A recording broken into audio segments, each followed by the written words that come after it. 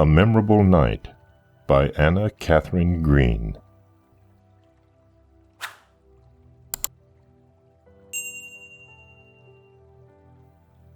Chapter 1. I am a young physician of limited practice and great ambition. At the time of the incidents I'm about to relate, my office was in a respectable house in 24th Street, New York City, and was shared, greatly to my own pleasure and convenience, by a clever young German, whose acquaintance I had made in the hospital, and to whom I had become, in the one short year in which we had practiced together, most unreasonably attached. I say unreasonably because it was a liking for which I could not account, even to myself, as he was neither especially prepossessing in appearance, nor gifted with any too great amiability of character. He was, however, a brilliant theorist, and an unquestionably trustworthy practitioner, and for these reasons probably I entertained for him a profound respect, and, as I have already said, a hearty and spontaneous affection. As our specialties were the same, and as, moreover, they were of a nature which did not call for night work, we usually spent the evening together. But once I failed to join him at the office, and it is of this night I have to tell. I had been over to Orange, for my heart was sore over the quarrel I had had with Dora, and I was resolved to make one final effort towards reconciliation. But alas for my hopes, she was not at home, and what was worse, I soon learned that she was going to sail the next morning for Europe. This news, coming as it did without warning, affected me seriously, for I knew if she escaped from my influence at this time, I should certainly lose her forever, for the gentleman concerning whom we had quarreled was a much better match for her than I, and almost equally in love. However, her father, who had always been my friend, did not look upon this same gentleman's advantages with as favorable an eye as she did, and when he heard I was in the house, he came hurrying into my presence, with excitement written in every line of his fine face. "Ah, Dick, my boy," he exclaimed joyfully, "how opportune this is! I was wishing you would come, for do you know, Appleby has taken passage on board the same steamer as Dora, and if he and she cross together, they will certainly come to an understanding, and that will not be fair to you, or pleasing to me, and I do not care who knows it." I gave him one look, and sank quite overwhelmed into the seat nearest me. Appleby was the name of my rival, and I quite agreed with her father that the tete-a-tetes afforded by an ocean voyage would surely put an end to the hopes which I had so long and secretly cherished. "Does she know he is going? Did she encourage him?" I stammered. But the old man answered genially, "Oh, she knows, but I cannot say anything positive about her having encouraged him. The fact is, Dick, she still holds a soft place in her heart for you, and if you were going to be of the party, well, I think you would come off conqueror yet." "Then I will be of the party," I cried. "It is only 6 now, and I can be in New York by 7. That gives me 5 hours before midnight, time enough in which to arrange my plans, see Richter, and make everything ready for sailing in the morning." "Dick, you are a trump," exclaimed the gratified father. "You have a spirit I like, and if Dora does not like it too, then I am mistaken in her good sense. But can you leave your patients?" "Just now I have but one patient who is in anything like a critical condition," I replied, "and her case Richter understands almost as well as I do myself. I will have to see her this evening, of course, and explain, but there is time for that if I go now. The steamer sails at 9? "Precisely." "Do not tell Dora that I expect to be there. Let her be surprised. Dear girl, she is quite well, I hope." "Yes, very well, only going over with her aunt to do some shopping." "A poor outlook for a struggling physician, you think? Well, I don't know about that. She is just the kind of girl to go from one extreme to another. If she once loves you, she'll not care any longer about Paris fashions." "She shall love me," I cried, and left him in a great hurry to catch the first train for Hoboken. It seemed wild, this scheme, but I determined to pursue it. I loved Dora too much to lose her, and if 3 weeks' absence would procure me the happiness of my life, why should I hesitate to avail myself of the proffered opportunity? I rode on air as the express I had taken shot from station to station, and by the time I had arrived at Christopher Street Ferry, my plans were all laid and my time disposed of till midnight. It was therefore with no laggard step I hurried to my office, nor was it with any ordinary feelings of impatience that I found Richter out, for this was not his usual hour for absenting himself, and I had much to tell him and many advices to give. It was the first balk I had received, and I was fuming over it, when I saw what looked like a package of books lying on the table before me, and though it was addressed to my partner, I was about to take it up, when I heard my name uttered in a tremulous tone, and turning, saw a man standing in the doorway, who, the moment I met his eye, advanced into the room and said, "Oh, Doctor, I have been waiting for you an hour. Mrs. Warner has been taken very bad, sir, and she prays that you'll not delay a moment before coming to her. It is something serious, I fear, and she may have died already, for she would have no one else but you, and it is now an hour since I left her." "And who are you?" I asked, for though I knew Mrs. Warner well, she is the patient to whom I have already referred, I did not know her messenger. "I am a servant in the house where she was taken ill." "Then she is not at home?" "No, sir, she is in Second Avenue." "I am very sorry," I began, "but I have not the time," but he interrupted eagerly. "There is a carriage at the door. We thought you might not have your phaeton ready." I had noticed the carriage. "Very well," said I will go. "But first let me write a line." "Oh, sir," the man broke in pleadingly, "do not wait for anything. She is really very bad, and I heard her calling for you as I ran out of the house." "She had her voice, then?" I ventured, somewhat distrustful of the whole thing, and yet not knowing how to refuse the man, especially as it was absolutely necessary for me to see Mrs. Warner that night, and get her consent to my departure before I could think of making further plans. So, leaving word for Richter to be sure and wait for me if he came home before I did, I signified to Mrs. Warner's messenger that I was ready to go with him, and immediately took a seat in the carriage which had been provided for me. The man at once jumped up on the box beside the driver, and before I could close the carriage door we were off, riding rapidly down 7th Avenue.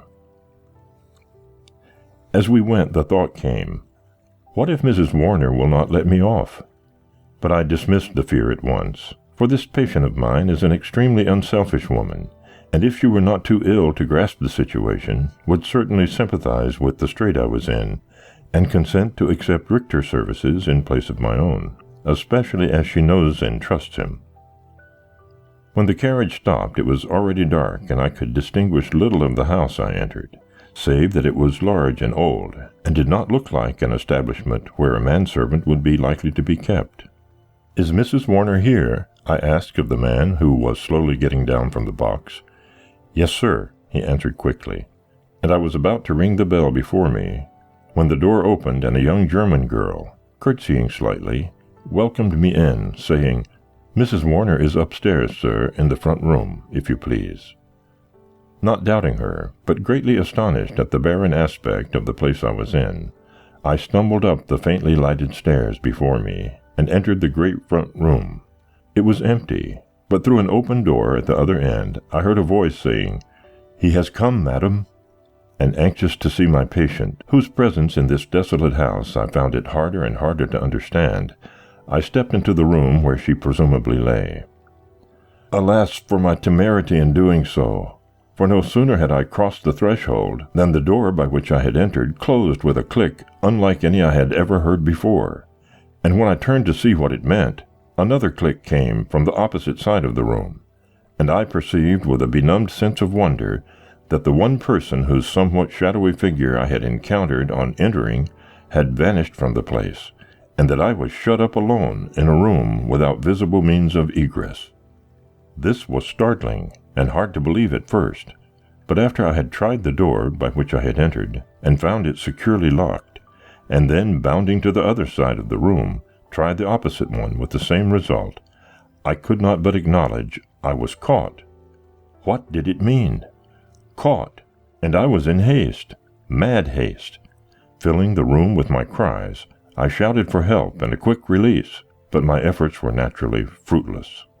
And after exhausting myself in vain, I stood still and surveyed, with what equanimity was left me, the appearance of the dreary place in which I had thus suddenly become entrapped.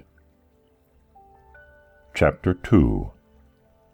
It was a small square room, and I shall not soon forget with what a foreboding shudder I observed that its 4 blank walls were literally unbroken by a single window.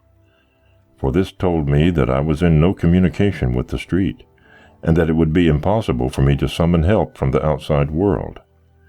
The single gas jet burning in a fixture hanging from the ceiling was the only relief given to the eye in the blank expanse of white wall that surrounded me, while as to furniture, the room could boast of nothing more than an old-fashioned black walnut table and 2 chairs, the latter cushioned, but stiff in the back and generally dilapidated in appearance. The only sign of comfort about me was a tray that stood on the table, containing a couple of bottles of wine and 2 glasses. The bottles were full and the glasses clean, and to add to this appearance of hospitality, a box of cigars rested invitingly near, which I could not fail to perceive, even at the first glance, were of the very best brand. Astonished at these tokens of consideration for my welfare, and confounded by the prospect which they offered of a lengthy stay in this place, I gave another great shout, but to no better purpose than before. Not a voice answered, and not a stir was heard in the house. But there came from without the faint sound of suddenly moving wheels, as if the carriage which I had left standing before the door had slowly rolled away. If this were so, then I was indeed a prisoner, while the moments so necessary to my plans, and perhaps to the securing of my whole future happiness, were flying by like the wind. As I realized this, and my own utter helplessness, I fell into one of the chairs before me, in a state of perfect despair. Not that any fears for my life were disturbing me, though one in my situation might well question if he would ever again breathe the open air from which he had been so ingeniously lured. I did not, in that first moment of utter downheartedness, so much as inquire the reason for the trick which had been played upon me. No, my heart was full of Dora, and I was asking myself if I were destined to lose her after all, and that, through no lack of effort on my part, but just because a party of thieves or blackmailers had thought fit to play a game with my liberty. It could not be. There must be some mistake about it. It was some great joke, or I was the victim of a dream, or suffering from some hideous nightmare. Why, only a half hour before, I was in my own office, among my own familiar belongings, and now... But alas, it was no delusion. Only 4 blank whitewashed walls met my inquiring eyes, and though I knocked and knocked again upon the 2 doors which guarded me on either side, hollow echoes continued to be the only answer I received. Had the carriage then taken away the 2 persons I had seen in this house, and was I indeed alone in its great emptiness? The thought made me desperate, but notwithstanding this, I was resolved to continue my efforts, for I might be mistaken. There might yet be some being left who would yield to my entreaties, if they were backed by something substantial. Taking out my watch, I laid it on the table. It was just 7:45. Then I emptied my trousers pockets of whatever money they held, and when all was heaped up before me, I could count but $12, which, together with my studs and a seal ring which I wore, seemed a paltry pittance with which to barter for the liberty of which I had been robbed. But it was all I had with me, and I was willing to part with it at once, if only someone would unlock the door and let me go. But how to make known my wishes, even if there was anyone to listen to them? I had already called in vain, and there was no bell. Yes, there was. Why had I not seen it before? There was a bell, and I sprang to ring it. But just as my hand fell on the cord, I heard a gentle voice behind my back saying in good English, but with a strong foreign accent, "Put up your money, Mr. Atwater. We do not want your money, only your society." Allow me to beg you to replace both watch and money." Wheeling about in my double surprise at the presence of this intruder and his unexpected acquaintance with my name, I encountered the smiling glance of a middle-aged man of genteel appearance and courteous manners. He was bowing almost to the ground, and was, as I instantly detected, of German birth and education. A gentleman, and not a blackleg, I had every reason to expect to see. "You have made a slight mistake," he was saying. "It is your society, only your society that we want." Astonished at his appearance, and exceedingly irritated by his words, I stepped back as he offered me my watch, and bluntly cried, "If it is my society only that you want, you have certainly taken very strange means to procure it. A thief could have set up no neater trap, and if it is money you want, state your sum and let me go, for my time is valuable and my society likely to be unpleasant." He gave a shrug with his shoulders that in no wise interfered with his set smile. "You choose to be facetious," he observed. "I have already remarked that we have no use for your money. Will you sit down?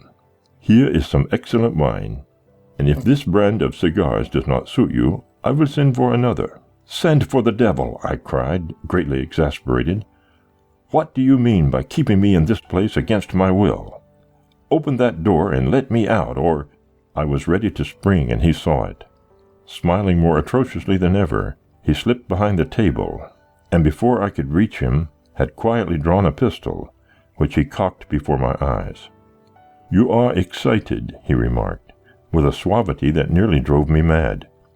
"Now, excitement is no aid to good company, and I am determined that none but good company shall be in this room tonight. So if you will be kind enough to calm yourself, Mr. Atwater, you and I may yet enjoy ourselves, but if not—" The action he made was significant, and I felt the cold sweat break out on my forehead through all the heat of my indignation, but I did not mean to show him that he had intimidated me. "Excuse me," said I, "and put down your pistol. Though you are making me lose irredeemable time, I will try and control myself enough to give you an opportunity for explaining yourself. Why have you entrapped me into this place?" "I have already told you," said he, gently laying the pistol before him, but within easy reach of his hand. "But that is preposterous," I began, fast losing my self-control again.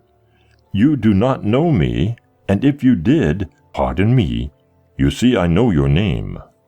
Yes, that was true, and the fact set me thinking. How did he know my name? I did not know him, nor did I know this house, or any reason for which I could have been beguiled into it. Was I the victim of a conspiracy, or was the man mad? Looking at him very earnestly, I declared, "My name is Atwater, and so far you are right. But in learning that much about me, you must also have learned that I am neither rich nor influential, nor of any special value to a blackmailer. Why choose me, then, for your society? Why not choose someone who can talk? I find your conversation very interesting." Baffled, exasperated almost beyond the power to restrain myself, I shook my fist in his face, notwithstanding I saw his hand fly to his pistol. "Let me go!" I shrieked. "Let me out of this place! I have business, I tell you, important business which means everything to me, and which, if I do not attend to it tonight, will be lost to me forever. Let me go, and I will so far reward you that I will speak to no one of what has taken place here tonight, but go my ways, forgetful of you, forgetful of this house, forgetful of all connected with it."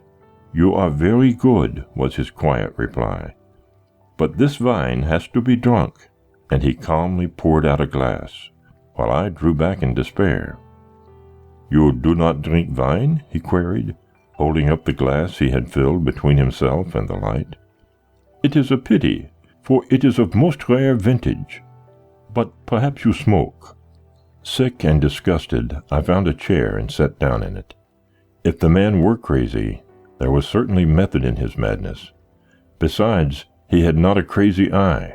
There was calm calculation in it, and not a little good nature. Did he simply want to detain me, And if so, did he have a motive it would pay me to fathom before I exerted myself further to ensure my release? Answering the wave he made me with his hand by reaching out for the bottle and filling myself a glass, I forced myself to speak more affably as I remarked, "If the wine must be drunk, we had better be about it, as you cannot mean to detain me more than an hour, whatever reason you may have for wishing my society." He looked at me inquiringly before answering. Then, tossing off his glass, he remarked, "I am sorry, but in an hour a man can scarcely make the acquaintance of another man's exterior." "Then you mean—" "To know you thoroughly, if you will be so good. I may never have the opportunity again." He must be mad. Nothing else but mania could account for such words and such actions. And yet, if mad, why was he allowed to enter my presence? The man who brought me here, the woman who received me at the door, had not been mad. "And I must stay here," I began, "till I am quite satisfied. I am afraid that will take till morning." I gave a cry of despair, and then, in my utter desperation, spoke up to him as I would to a man of feeling. "You don't know what you are doing. You don't know what I shall suffer by any such cruel detention. This night is not like other nights to me. This is a special night in my life, and I need it. I need it, I tell you, to spend as I will. The woman I love—" It seemed horrible to speak of her in this place, but I was wild at my helplessness, and madly hoped I might awake some answering chord in a breast which could not be void of all feeling, or he would not have that benevolent look in his eye. "The woman I love," I repeated, "sails for Europe tomorrow. We have quarreled, but she still cares for me, and if I can sail on the same steamer, we will yet make up and be happy." "At what time does the steamer start?" "At 9 in the morning." "Well, you shall leave this house at 8. If you go directly to the steamer, you will be in time." But, I panted, "I have made no arrangements. I shall have to go to my lodgings, write letters, get money. I ought to be there at this moment. Have you no mercy on a man who never did you wrong, and only asks to quit you, and forget the precious hour you have made him lose?" "I am sorry," he said. "It is certainly quite unfortunate, but the door will not be opened before 8. There is really no one in the house to unlock it." "And do you mean to say," I cried aghast, "that you could not open the door if you would? That you are locked in here as well as I?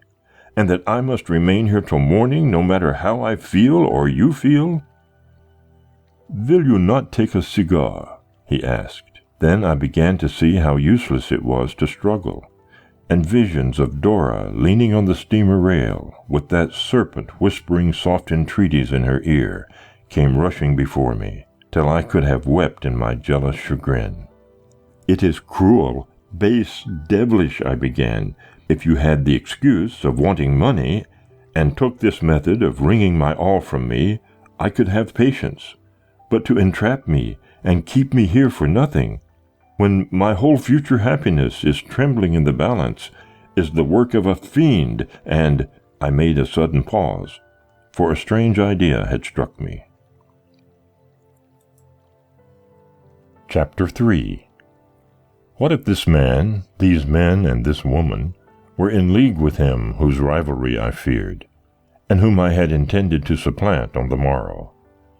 It was a wild surmise, but was it any wilder than to believe I was held here for a mere whim, a freak, a joke, as this bowing, smiling man before me would have me believe? Rising in fresh excitement, I struck my hand on the table. "You want to keep me from going on the steamer," I cried. "That other wretch who loves her has paid you." But that other wretch could not know that I was meditating any such unusual scheme as following him without a full day's warning.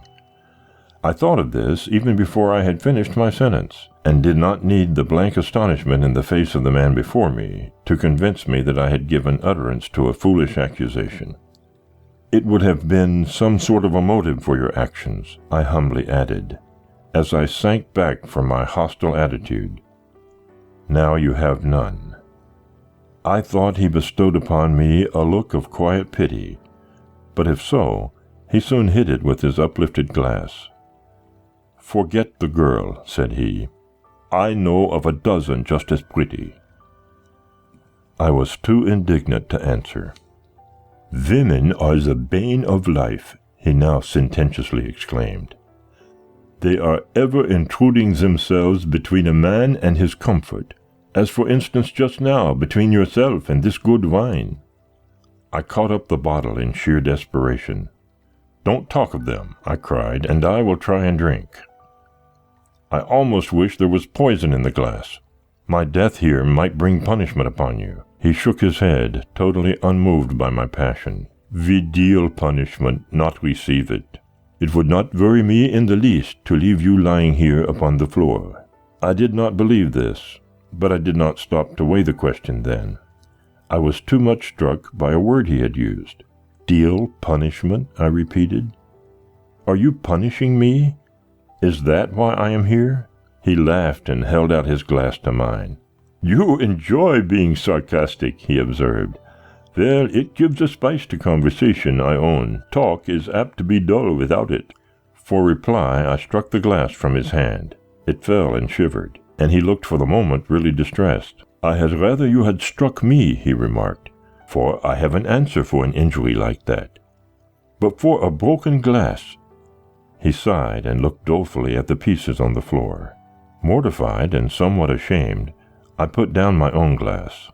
"You should not have exasperated me," I cried, and walked away beyond temptation to the other side of the room. His spirits had received a dampener, but in a few minutes he seized upon a cigar and began smoking. As the wreaths curled over his head, he began to talk, and this time it was on subjects totally foreign to myself, and even to himself. It was good talk, that I recognized, though I hardly listened to what he said. I was asking myself what time it had now got to be, and what was the meaning of my incarceration, till my brain became weary, and I could scarcely distinguish the topic he discussed. But he kept on, for all my seeming, and indeed real, indifference, kept on, hour after hour, in a monologue he endeavored to make interesting, and which probably would have been so, if the time and occasion had been fit for my enjoying it. As it was, I had no ear for choicest phrases, his subtlest criticisms, or his most philosophic disquisitions.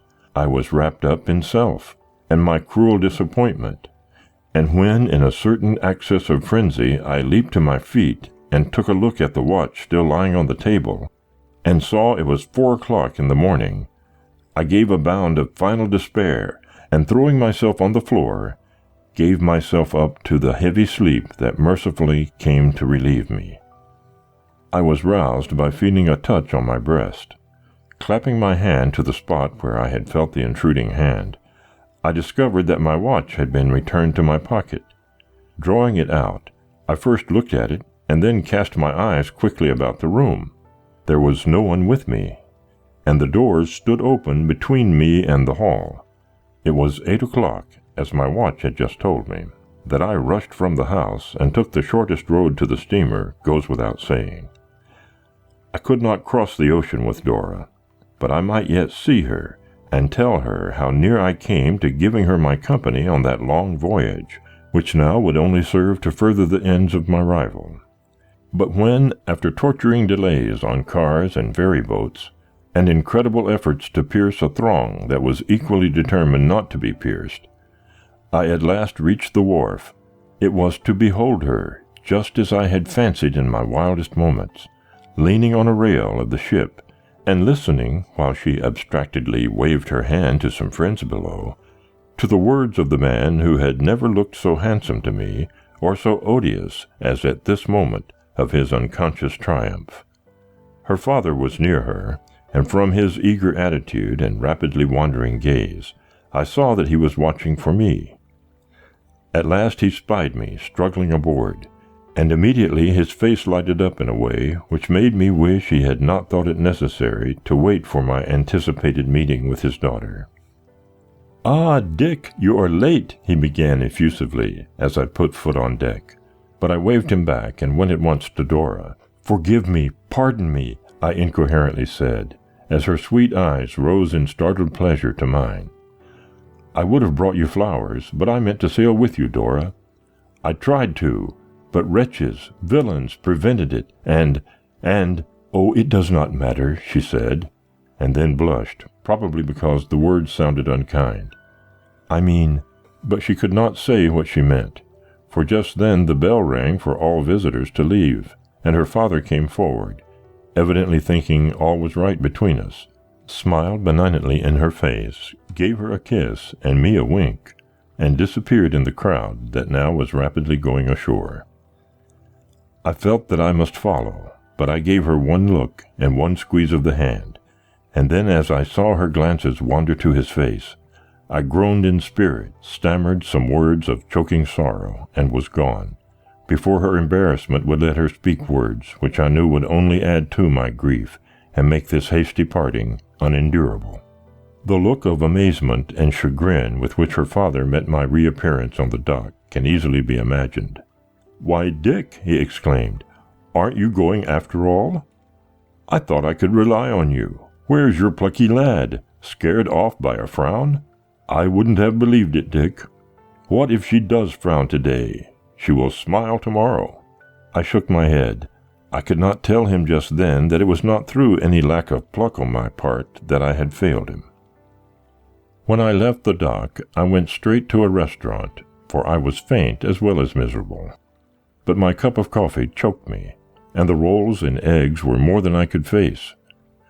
Rising impatiently, I went out. Was anyone more wretched than I that morning, and could anyone nourish a more bitter grievance? As I strode towards my lodgings, I chewed on the cud of my disappointment till my wrongs loomed up like mountains, and I was seized by a spirit of revenge. Should I let such an interference as I had received go unpunished? No. If the wretch who had detained me was not used to punishment, he should receive a specimen of it now, and from a man who was no longer a prisoner, and who, once aroused, did not easily forego his purposes. Turning aside from my former destination, I went immediately to a police station, and when I had entered my complaint, was astonished to see that all the officials had grouped about me, and were listening to my words with the most startled interest. "Was the man who came for you a German?" one asked. I said, "Yes." "And the man who stood guardian over you and entertained you with wine and cigars, was not he a German too?" I nodded acquiescence, and they at once began to whisper together. Then one of them advanced to me and said, "You have not been home, I understand. You had better come." Astonished by his manner, I endeavored to inquire what he meant, but he drew me away, and not until we were within a stone's throw of my office did he say, "You must prepare yourself for a shock. The impertinences you suffered from last night were unpleasant, no doubt, but if you had been allowed to return home, you might not now be deploring them in comparative peace and safety." "What do you mean?" "That your partner was not as fortunate as yourself. Look up at the house. What do you see there?" A crowd was what I saw first, but he made me look higher, and then I perceived that the windows of my room, of our room, were shattered and blackened, and that part of the casement of one had been blown out. "A fire!" I shrieked. "Poor Richter was smoking." "No, he was not smoking. He had no time for a smoke. An infernal machine burst in that room last night, and your friend was its wretched victim." I never knew why my friend's life was made a sacrifice to the revenge of his fellow countrymen. Though we had been intimate over the year we had been together, he had never talked to me of his country, and I had never seen him in company with one of his own nation.